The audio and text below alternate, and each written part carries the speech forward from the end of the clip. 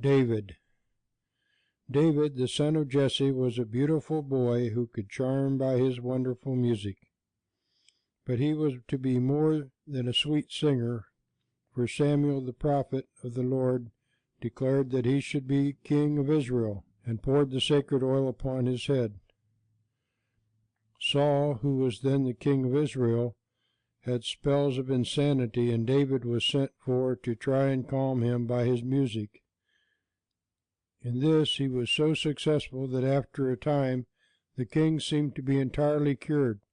So David returned to his home and stayed there quietly until his father sent him to the camp of the Israelites with food for his brothers. He found Saul's army in great commotion because Goliath, a mighty warrior of the Philistines, had come out before both armies and had offered to fight any man who should be sent against him. Goliath had a cap of brass on his head, and his body was well protected with a covering of iron and brass, while he carried a monstrous spear and sword and a heavy shield. As he came before the two camps, he cried out, "I defy the armies of Israel this day. Give me a man that we may fight together." When David came up and heard the story, he said, "Who is this Philistine that he should defy the armies of the living God?" And David offered to go forth against Goliath.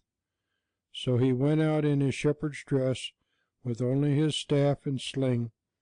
And Goliath, who was very angry at this, cried out, "Am I a dog, that thou comest against me with a staff?"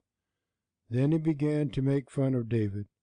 But David answered, "Thou comest against me with a sword and a shield. But I come against thee, trusting in the Lord of hosts, the God of Israel, whom thou hast defied." Then as Goliath came nearer, David took a stone from the bag at his side, and putting it into his sling, he took good aim, and it struck Goliath in the middle of the forehead and stunned him. As the giant fell, David ran up to him, and taking his mighty sword, cut off his head with it.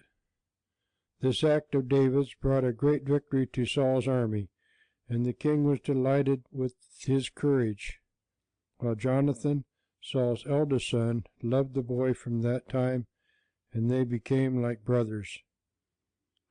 David also married the daughter of Saul, and was placed over his men of war. But when all the people praised David, and Saul knew how much they loved him, he grew jealous, and David was obliged to flee for his life and hide himself from the king. During these wanderings he wrote some of his most beautiful psalms. Saul, however, was finally killed, and at last David became king. He ruled Israel for nearly 40 years, making it a great and powerful nation. And when he died, he was buried at Jerusalem, which was called the City of David, because he had caused it to be taken from the enemy. End of chapter 7.